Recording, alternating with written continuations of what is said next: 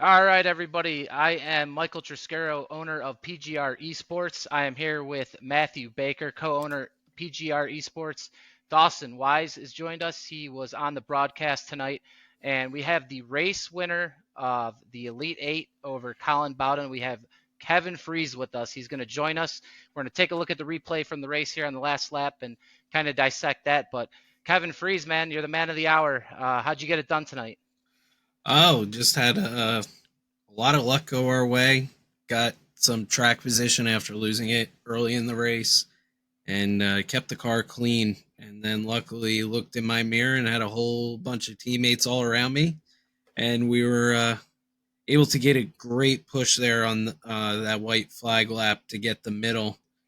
And then, as you see on the replay, Jason his temperatures were sky high, so he just ducked down in front of Andrew Navarro, and then Dylan was kind enough to give me a heck of a shot going into the corner and get us there by about half an inch. So it was just a great race, a great battle. Knew it was going to be tough going against Colin because he always is going to run up front, and he's going to run you pretty hard. So it was an awesome run tonight. Oh, for sure, man. So for those that don't know, the 25 there, Kevin Freese wins the race. He was racing the 24 to move on from the Elite Eight to the Final Four in March Madness here at PGR Esports.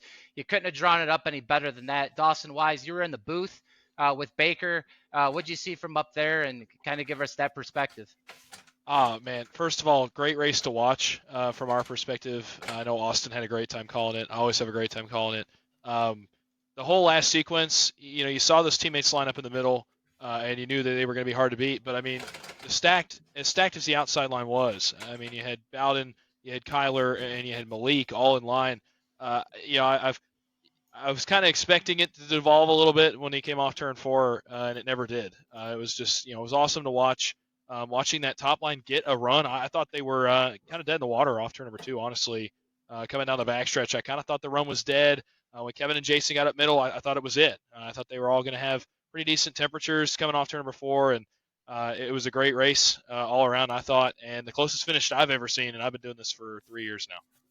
Yeah, it was a close finish. I mean, I think Austin didn't even have it right. I think he had thought Neither of us did. Neither of he, us had it right until we were about half a lap around, and then I pulled the result tab up and it showed Kevin. So we had to kind of backtrack. We actually both thought Colin won the race for about half a lap after they came across the stripe.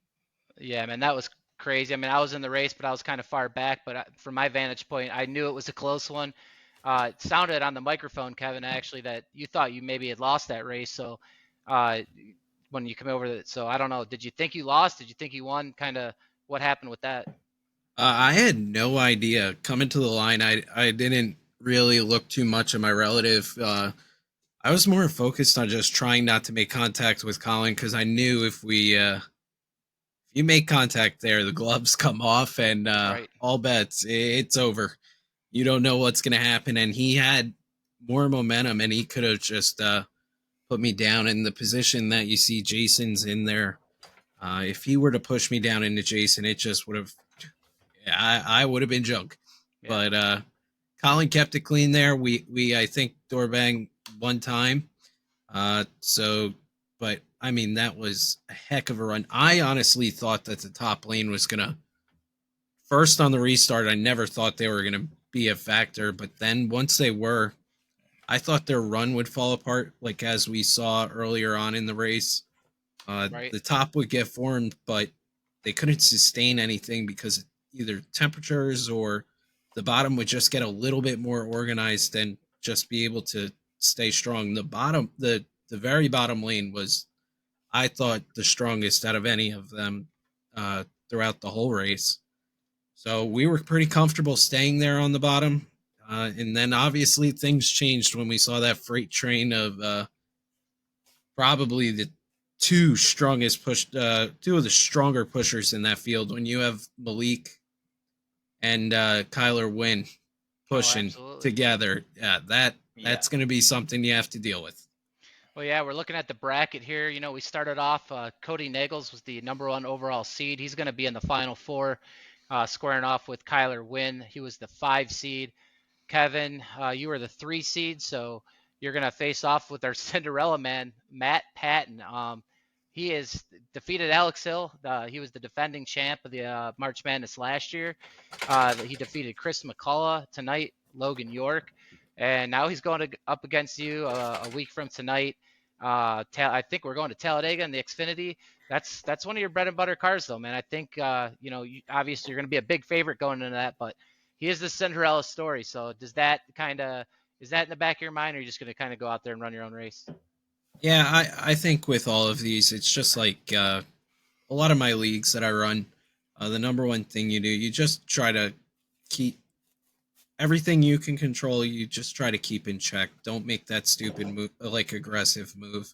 Like on one of the coming to the closing laps, I was pushing Colin on the bottom, and I was clear Garrett by like a couple inches. It was going to be a really tight clear, and he was actually calling me up, but I knew that if I were to make that move to the middle, that Colin would definitely try and make my life difficult and throw the block there.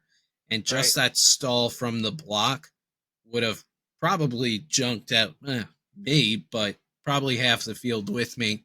So I just stayed there. Like I almost thought about it the one time when they were closing in, and then I 100% would have wrecked everybody if I went at that point. So it's all about calculating how much risk you want to take, because you can put yourself in a big hole if you have a fast repair, burn that thing up, and then you got to race defensive for the whole race until the end. And with the Xfinity cars, just making up ground is pretty difficult if you have people up front who know what they're doing, because that third lane, if it's a hot track, you get one shot on the top lane, and if you don't get it at that point, you're going really far back. So Yeah, for I sure. just love that about those cars. They're harder to push in because you have to be careful. You get somebody squirrely, you're going straight back. You can overheat yourself, and those things don't cool off. So it's all about learning how and where you want to push to gain your advantage. Well, it sure is. I mean, I'm excited to watch that matchup next week. Kyler as well versus Cody. We could be seeing, you moving on here to the championship in a couple weeks, and obviously scoring off against, one of the best in super speedway. So that should be pretty fun. But another note tonight, man, Matthew Baker, he's in here as well. He's over there having some fun racing, but he got the job done in the Road to Pro race at Atlanta in the money stop car. There it is, the number 5, man. You were freaking jacked up after that one. I got to see your in car from that, man. You were pumped, but tell us kind of about that race.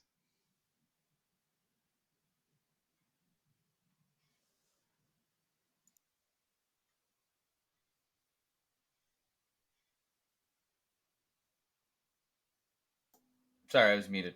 I'm back. All right. Yeah, so it was great. I really thought that I wasn't going to have a shot. I was right in 15th until the pit stop. Pit stop happened, and me and what's his name, Colton Salick, uh, had a really good pit stop together, and I got hooked up with the Ryko boys after that. Came out P3, and then the calamity happened behind, and I was about 6th right around that time. And when that happened, actually, I'm going out to qualify right now for this race that Austin talked me into. But I decided to stay out. People pit with 20 lap old tires to take 4 fresh. I don't know why they did that. Not many people experience in the super speedways like we are. And I took full advantage of it. I had a bunch of people around me that had old tires as well, so we were able to hold up the new tires that are trying to split the middle, And with Atlanta, unlike in real life, you can go below the red line the whole time. So imagine, you know, 32 drivers all with the same I rating that, think they're better than anyone else, going below the red line, trying to make the pass on the bottom, trying to make the pass on the outside. But now he stayed up front. I really clogged up the middle line throughout the middle part of that run. And then we got a green white checkered. I had someone behind me that was in the Ryko Discord as well, and he said he was going to be committed with me the whole way, and we got it done in those last 2 laps. And it was definitely one of my bigger celebrations. I've had $1,000 to win race. I've had bigger races that I've won the championship. I had a big celebration, but this one meant a lot to me because I think money racing to me. I'm not trying to like say money racing isn't hard, but man, super speedway racing and officials is so much harder because it's a bunch of people that don't know what they're doing and they're so unpredictable, so unpredictable. So to get a win in Road to Pro, nonetheless, after having a mess up at Daytona, it's awesome and it's great momentum heading into Richmond, which is one of my better tracks. Oh yeah, that's awesome. I know you had a couple tough races to start at Daytona and stuff like that. So good to see you on top of the leaderboard tonight. Dawson Wise, I know you're heading to Bristol this weekend? Yeah, I'm going to the race weekend. I'm leaving tomorrow morning, like 8 hours actually. So yeah, I'll be up there for the race weekend for NASCAR. So that'll be a lot of fun. Always is, man. Hope the weather holds out. Should be a good one. And they went from back, thank God. At least I'm happy that they went back to the concrete from the dirt. Boo! I love dirt. Yeah, I love the dirt. I just think they could have done it somewhere else, maybe Eldora or something like that, more of a dirt track. Definitely. But at least kind of going back. I know Dale Jr. is talking about them wanting to dig up that place and putting the pavement back. I mean, I'd love to see that. So we'll see kind of if that happens down the road. Usually NASCAR listens when he talks, so that would be something pretty cool to see down the road at Bristol. What do you think about that one? Yeah, I've always kind of thought that the old, going back and watching the old asphalt races, that's kind of quintessential short track racing. And so I'd love to see it back. I think the concrete's been good. I think it's done some good things. The dirt was a cool novelty, but I think it kind of wore off the last couple years. So glad to see the concrete back. Excited to get to go to another concrete race. I've been a few times now on the concrete, so I'm expecting a good one. I know they're running the intermediate package on Sunday, which is kind of weird for a half mile, but we'll see. The asphalt I think would be cool, but I think the concrete can make for a good product too. Yeah, and I mean, a lot of these drivers, I know Denny Hamlin, Kevin Harvick, they're advocates for raising the horsepower on them. I mean, I would love to see that. They're going back to North Wilkesboro for the All-Star race. I was there last year, actually, and it's one of those things. Why not just try it at the All-Star race? Jack that horsepower up to 900 or 1,000 and just test it. See what it's like out there. I mean, I'd love to see something like that, and I know the drivers want it. It kind of puts it back into their hands, so we'll kind of see, in real life NASCAR if they can kind of go that route, because I think right now the short track package needs some work. So something to look forward to. But with that, we're watching Kevin Freis over here burn them down. Looking forward to next week's Final Four and continue this PGR run that we're on. Any other stuff from you guys tonight? I mean, I'll just add real quick. Next week's going to be really cool from a broadcasting perspective because we're there to tell a story. I mean, that's what me and Austin are ultimately up there to do, is kind of craft a story. And so, you have on one side of the bracket, it's the Cinderella story with Matt Patton, and then obviously the bona fide contender that just won tonight, Kevin. Then on the other side, you have the winners of the Podium 500 and the ERA Spring Bowl in the same side of the bracket, which is kind of cool. The two most recent big time money racers. So it's gonna be cool to be able to tell that story, and that's just kind of what makes this event fun. So that'll be a lot of fun from our perspective. Absolutely. Anything left from you, Baker, tonight? No, just really excited for next week. We got a race. Let's see, Jimmy Crow tomorrow night. Doesn't have any spots left for his race. He's got race 1 that has 8 spots left. Second race has about 15 spots left. But Jimmy Crow will be putting on a race tomorrow night. Some good payouts there, low entry fee. But no, nothing else really going on this weekend. I know we got Kins 500 coming up, not this weekend, but the weekend after that. Ron Morris Jr.'s league is coming up on Tuesday. Getting excited to get back into that, have a different aspect with the league racing along with the money racing. So a lot of fun stuff on the horizon for the money racing scene for sure. No, absolutely, man. And we'll finish with tonight's winner, Kevin Freis, one more time, man. Whatever you want to say, take off, and we'll go from there, guys. Yeah, just this bracket was, I think, a fun idea. It was a fun thing Denny Hamlin came up with for the NASCAR boys, and they took it serious.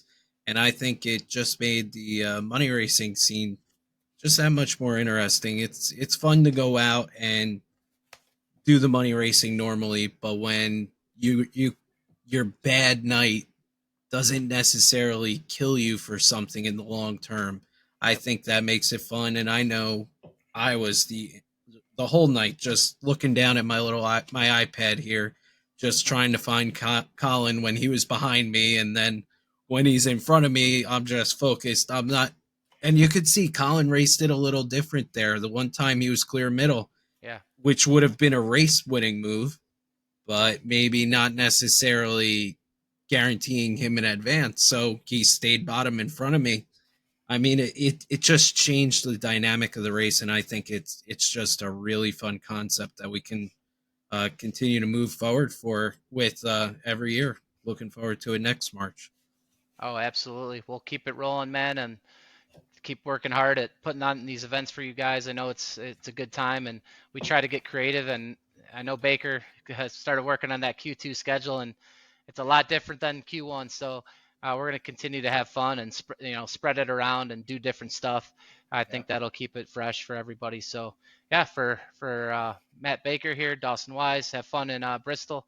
Kevin Freis, congrats yet again, and for myself, yeah, we'll see you guys soon here at PGR Esports.